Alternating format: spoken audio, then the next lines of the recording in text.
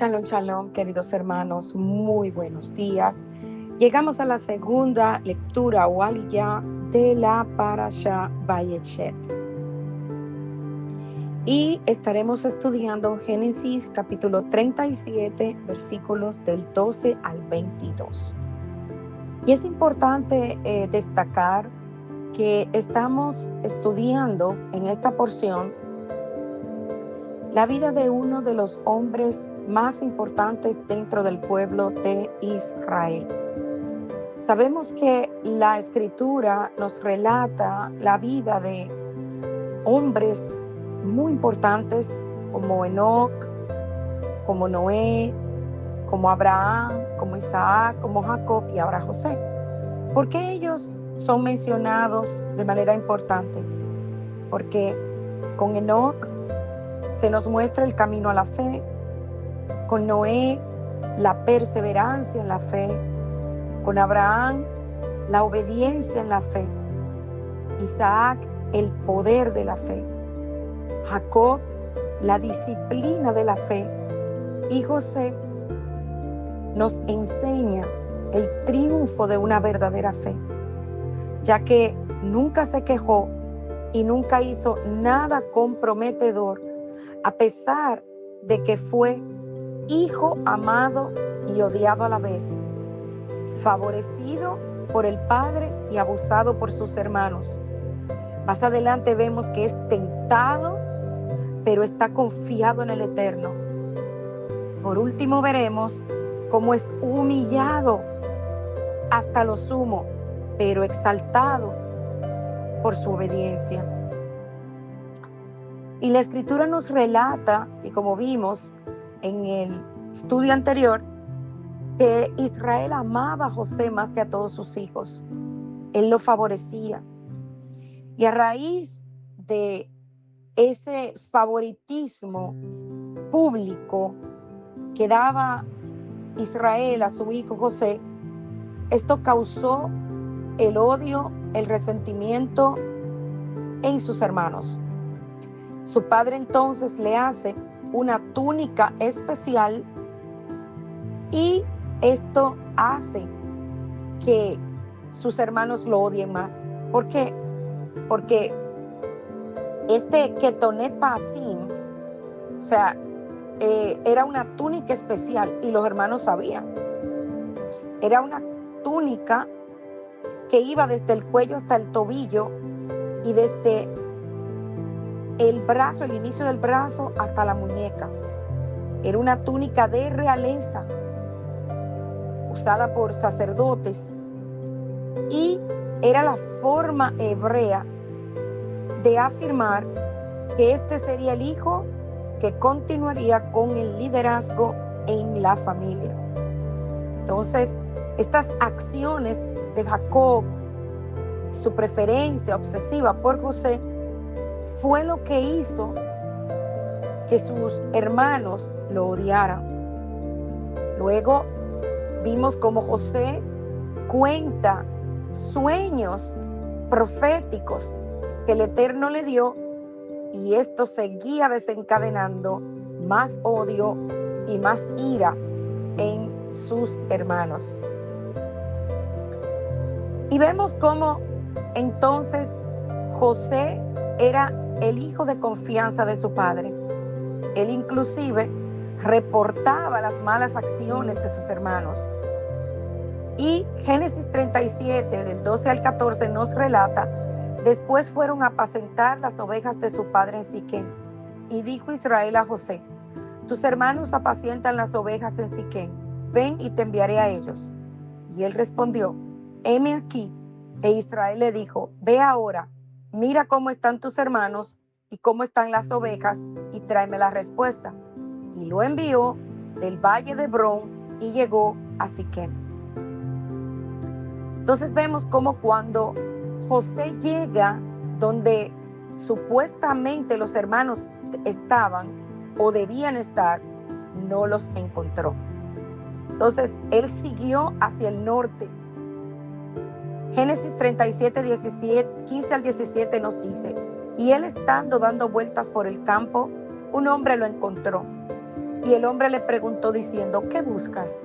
Y él respondió: busco a mis hermanos. Te ruego que me informen dónde están apacentando el rebaño. Y el hombre respondió: se han ido de aquí, pues yo los oí decir que vamos a Dotán. Entonces José va detrás de sus hermanos y los encontró en Dotán. Los hermanos vieron a José llegar de lejos. No se alegraron de verlo, sino todo lo contrario. Y en ese momento vieron la oportunidad de deshacerse de él. Cuando ellos lo vieron de lejos, de acuerdo al relato de Génesis 37, del 18 al 20, antes que llegara cerca de ellos, conspiraron contra él para matarle. Y dijeron el uno al otro: he aquí viene el soñador.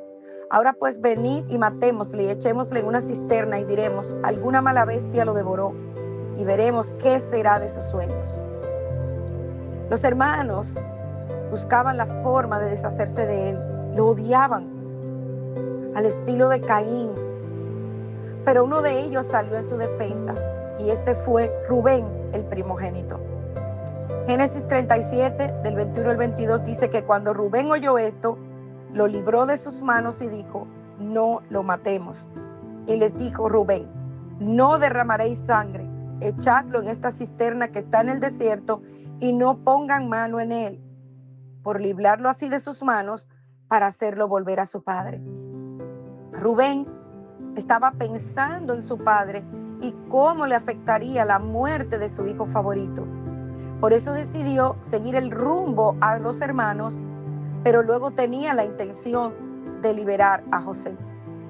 Y aquí vemos varias cosas, hermanos.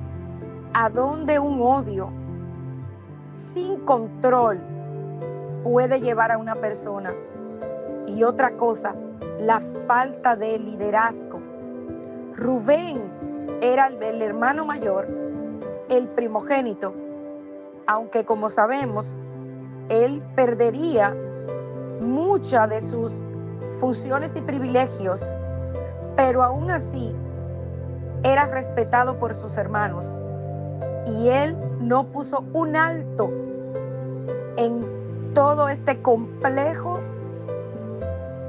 conspirativo en contra de su hermano menor.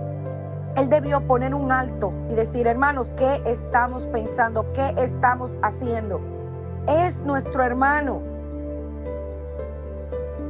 Pero él permitió que los hermanos continuaran confabulando, y lo único que hizo fue tratar de posponer lo que sería un final muy triste para José.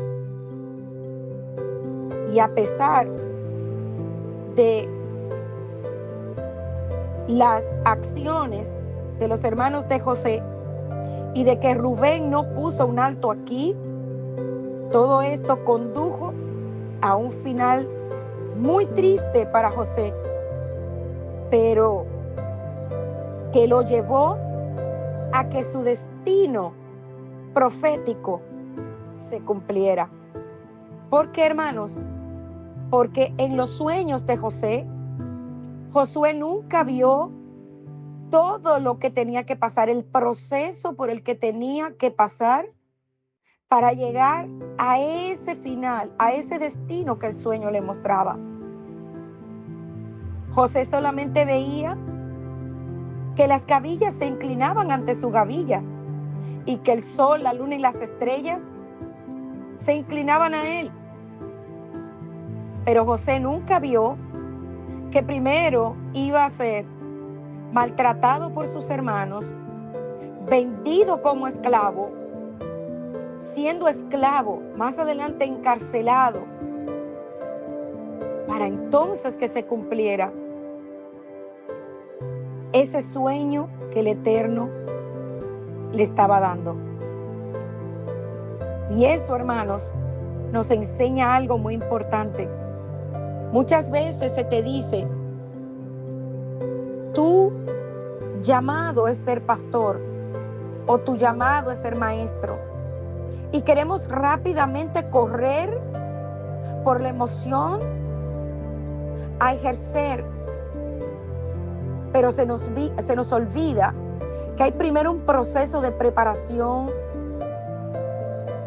un tiempo en donde el Eterno nos procesa, nos pule y nos prepara para el rol que Él tiene destinado para nosotros.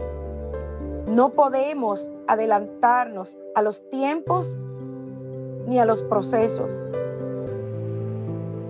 porque en el tiempo en el que el Eterno nos procesa y nos prepara, es cuando somos pulidos como el oro, cuando todo lo que es opaco, todo lo que es oscuro, todo lo que no está correcto, se pule, se brilla y se perfecciona, para que entonces podamos cumplir con nuestro rol con excelencia, con amor, con compasión y con todo aquello que necesitamos para hacer la obra del Eterno de manera digna, de manera perfecta para nuestro Elohim. Shalom, shalom.